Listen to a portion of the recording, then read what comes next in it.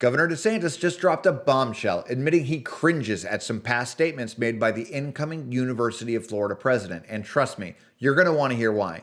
DeSantis drives straight into the controversy, questioning whether this new leader truly aligns with Florida's stand against leftist ideology. And stick around, because after this clip, I'm going to dive deep into recent outrageous campus incidents across America. You won't believe the extremes woke activism has reached. This is Andy with TrendingPolitics.com. Hit like, subscribe, and let's jump into it. Governor, do you know who you want to replace Commissioner Diaz? And could you also comment on that vote to hire Santa Ono to lead the UF? So on the UF presidential, I appoint people to the boards of trustees and the board of governors, and they do these searches and they bring in candidates. And so with the respect for the University of Florida, I don't know the candidate. He was the president of the University of Michigan, which is usually considered one of the top public universities in America, and he wants to come to Florida. Now, people have pointed out a lot of statements that he has made that are not exactly what we're looking for in a state where woke goes to die.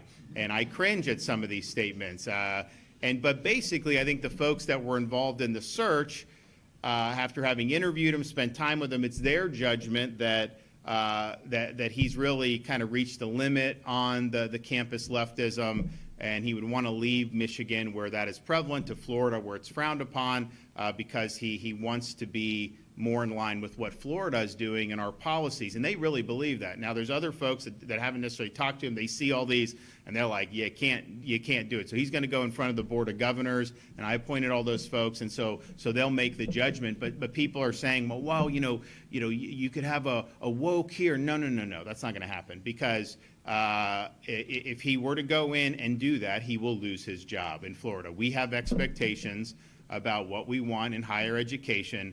We don't want it to be a fountain of activism or leftist indoctrination. And if you go in that direction, then you will not have support to continue. And so either way, we will continue to have a higher education system that's really leading the way. Our expectations are clear, not only in law, which we have, such as by eliminating DE&I, but also in other actions that we have taken. And those expectations will need to be met one way or another. When we had the Hamas stuff breaking out across the country, and you had this stuff at Columbia University, all these other places, people said, oh man, it's not happening in Florida. I wonder why. Well, it wasn't a mystery why. If a president of a university in Florida allowed that to happen, they would no longer be the president of a university in the state of Florida. It's just that simple. So we have expectations for it, but I've appointed these people to do their job. I wasn't the one that picked the candidate or this or that. It's my view is like, let them do their job, let the process unfold. But however it works out, we will continue on the direction that we will, one way or another. The city of Naples just lost an appeal to stop a drag show from being held outside next weekend at Camden Park. Of course, this comes as that state law is still blocked. How far is the state willing to take this fight to the Supreme Court even maybe? We are going to protect the innocence of our children. Why would it be problematic to say you can't do this stuff that's sexually explicit in front of minors? That used to not even be something that would be questioned. Now somehow you have folks going into court and they really want to push the envelope on this stuff. And I want Florida to be family friendly.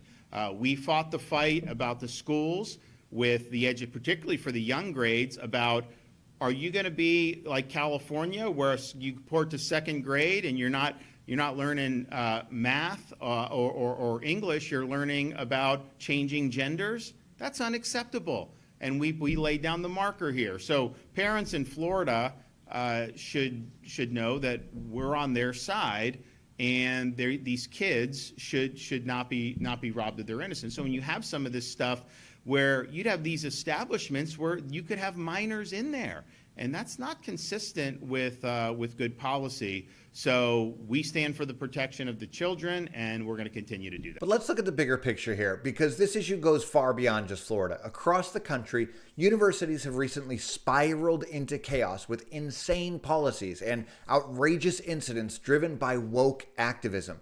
At Stanford University in 2023, law students openly heckled and shouted down a federal judge during a guest lecture, violating fundamental principles of free speech. To fully understand the severity of this incident and the mindset around it, let's take a look at this powerful clip from the Foundation for Individual Rights and Expression, FIRE, detailing exactly what happened at Stanford University and why it's becoming a critical turning point for the fight for free speech on college campuses. At Penn State, a shout-down at Cornell, where students later demanded a sweeping trigger warning policy. We do not want your ideas here! And nothing tops the group of Stanford law students who shouted down a talk by a federal judge, all with tacit approval from an administrator. I'm not a cynic to ask this. Is the juice worth the squeeze? The bravado with which students demanded censorship and seemed emboldened to silence speakers by force was new this year. These developments track recent data showing a substantial student appetite for shouting down controversial speech and, among some students, using violence to do it. But could it be that college leaders who weathered the fallout from this year's worst free speech controversies, who've had a front row seat to the campus chaos censorship causes, could they be the ones to turn the tide? We think so.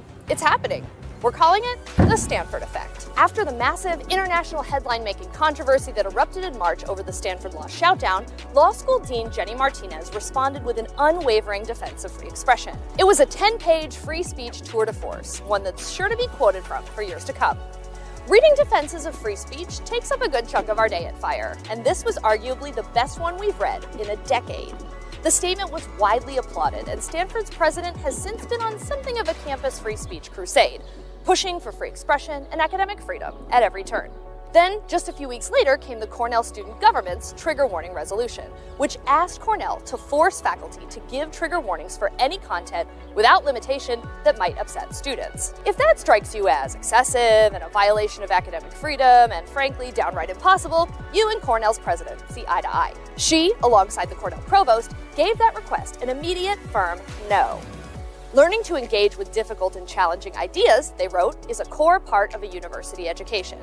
So Stanford and Cornell leaders both pushed back hard against two of our top 3 free speech controversies.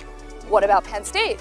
Thought you'd never ask. Enter Neeli Bendapudi, Penn State's president and winner of the award for most comprehensive defense of free speech on campus in under 5 minutes. For centuries, higher education has fought against censorship and for the principle that the best way to combat speech is with more speech. To combat bad ideas is with better ideas.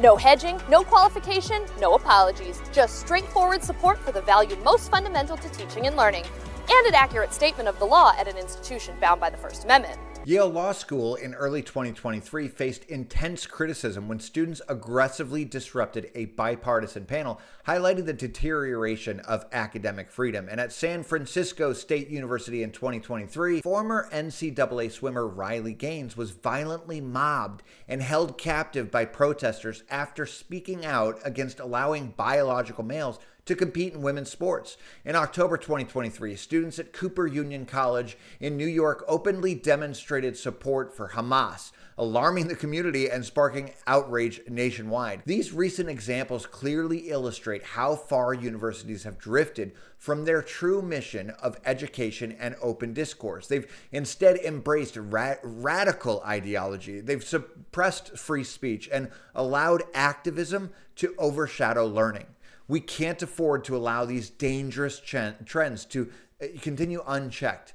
Florida's firm stance is crucial, but it's also a signal to the rest of the nation. It's time. It's time to reclaim higher education from radical activists and return universities to the original mission, educating future leaders, thinkers, and innovators without ideological bias. And if you agree that it's essential to protect our institutions from radical woke agendas, help spread the word. Hit like, subscribe, share this video, and ensure that accountability and sanity return to our campuses and universities. This is Andy with TrendingPolitics.com. Make sure you like, subscribe, and share for more. We'll see you next time.